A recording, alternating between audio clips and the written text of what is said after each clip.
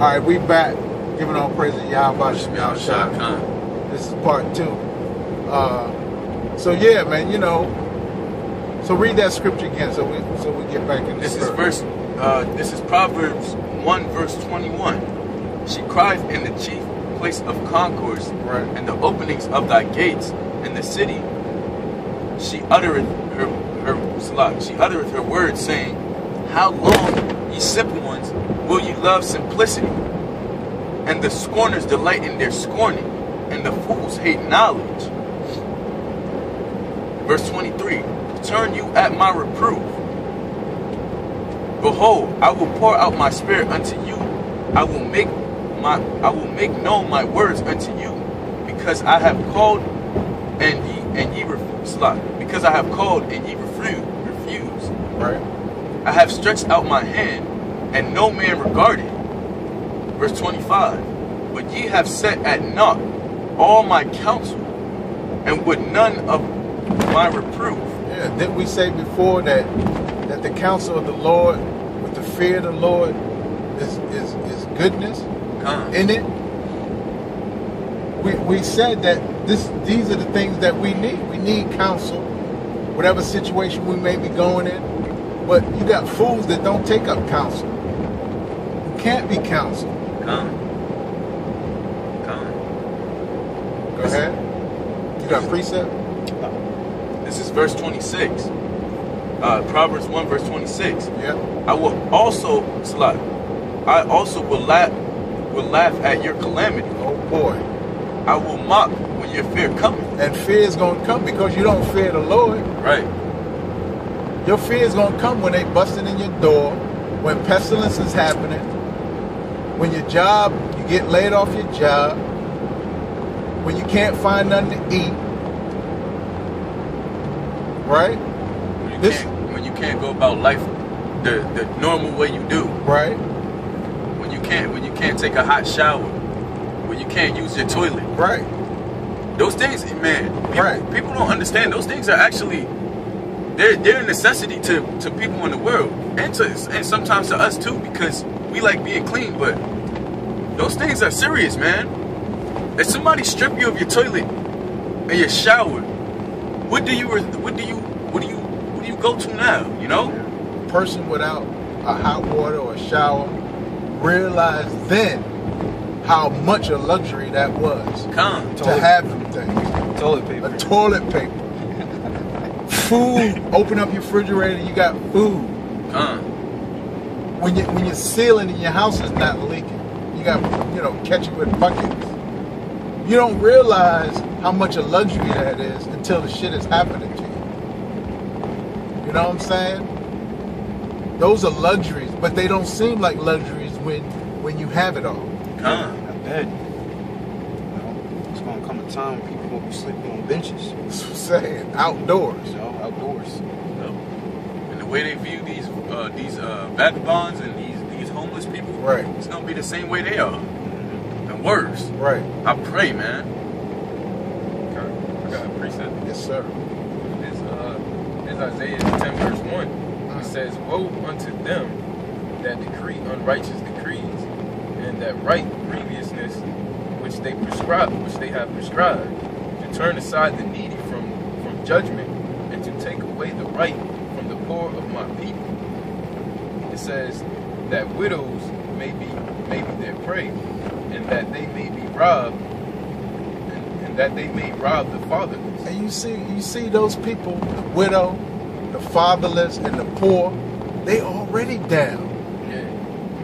They already in the gutter. But they prey on them because it's easy pickings, man. That's what Esau does, man. And they sell it back to you. Fucking women don't have hair, and they sell hair back to her ass. Yep. It's not even hair from our own nation. It's just the other nation's hair. So like a clown. And what they do first off is indoctrinate women that their hair is not beautiful, right, that their hair is ugly. To have coarse hair, have so-called kinky hair, right, or, so-called nappy hair, that's ugly.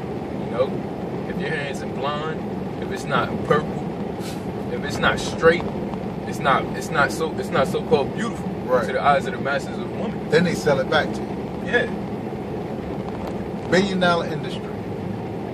Because you're poor, because you downtrodden, because the Heavenly Father Yahweh Shem Yahshua has stripped you of your beauty. Now they selling your beauty back to you. Damn, that's a mean dude, boy, who sell your own beauty back to you, man. That's a bad dude, man, who could do something like that, man. Shh. He got a lot of power, man. He has a lot of power over our people. Go ahead and read that again. It says to turn aside the needy from judgment, to take away the right from the poor of my people, that widows may be their prey, and that they may rob the fatherless. And one of the rights of our people, Salakia, one of the rights of our people is to know who they are. Right. They took that away. They took away who you are through your food systems. They don't teach Israel that they're Israel. They teaching another people that they're Israel. That's why school's free, you know. Right. There's a saying in the world that nothing's free in the world. So what are you buying when you go to school? You know, they taking away your heritage. They indoctrinating you with something else. With something else. Yes. Verse 3 it says, "And what will they do? And what will ye do in the day of your visitation, and in the desolation which shall come from far? Right. To whom will ye flee for help? And where will ye leave your glory?" Where you going? When the time your desolation comes, who you going to? Who you going to see? You seeking the same people that's killing you? That's selling you this bullshit? GMO foods? I've read a bag of popcorn. Of course we know it's GMO, but it said right on the bag, genetically modified corn, right on the bag. Like, wow. And the name of the popcorn is Smart Food. Wow. You seen it before, the cheddar popcorn in a black bag, it said Smart Food. Oh yeah. On the back, look at the back of the bag, it said genetically modified. And the name of it is Smart Food. I was like, damn. I mean, you gotta be dumb not to understand that. And that's what they do to real Jake in. They put those labels on there because they know Jake will fall for it. This is smart. This is good for you. But the same with the chip gonna be. That's perfect relation. You know, it's so crazy. That's spiritual that you read that though, because our people they don't read the signs. They don't see the signs. They don't even look at the back of the bag of the popcorn. They just eat it. Right. That's the point. That's the point. You know? Right. They don't take precautions. That's our people, man. Jake is impulsive. They make impulsive decisions all the time. Yeah. Right. Let me get back to this. This is verse 26. I will also laugh at your calamity. I will mock when your fear cometh. Verse 27. When your fear cometh as desolation, and your destruction cometh as a whirlwind. Right, because you're gonna be surrounded. You're gonna be caught in a what they call a vortex. Yeah, kind. You know how a tornado or a hurricane is a vortex. It's surrounded. It circles you. Right. Go ahead. I just want to make a point too. Is because that fear can come like that, and that's why fearing the Most High is so important, yo. Fearing the Most High is one of the most important things in this truth. That is like we said last time. That is the base.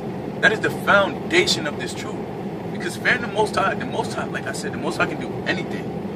And once a bill's not paid, once you short on money for food, that's when fear come into Jake's life. Oh man, I don't know what I'm gonna do. You know what I'm saying? And that's when it's gonna come as a vortex. You know, that's when that fear is really gonna be installed into you. And that's why Esau gonna come with the so-called convenience of that chip. And you Jakes, most of you Jakes is gonna, 2/3 of you Jakes is gonna fall for it. This is verse 27. When your fear cometh as a desolation, or as desolation, and your destruction cometh as a whirlwind, when distress and anguish cometh upon you, then shall they call upon me. Oh, yeah. Yup. That's Jake, man. Yeah. But I will not answer. They shall seek me early. It's a lot. They shall seek me early, but they shall not find me. That's right. Verse 29. For that they hated knowledge, and they did not choose the fear of the Lord. Wow. See? Just said it. They did not choose the foundation of their truth, man. They did not choose to fear the Most High. That's the most. It's just, that states right there that's important right there. That's one of the most important things. Verse 30. They would none of my counsel. They despised all my reproof.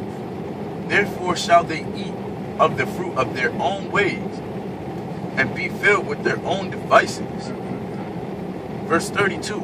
For the turning away of the simple shall slay them, and the prosperity of fools shall destroy them. But whosoever hearkeneth unto me shall dwell safely, That's right. and shall be quiet from the fear of evil.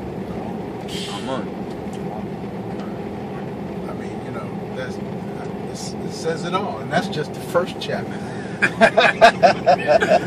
I mean, really, you said it all, or we said it all, and that's just the first chapter of the counsel of the wisdom of Solomon. And it's what, 29 chapters? About 31. How many chapters? 31. 31 chapters, one for each day. You dwell on that wisdom each day. You know, you gain a lot. You gain a lot of knowledge. You know, in your understanding of what the truth is.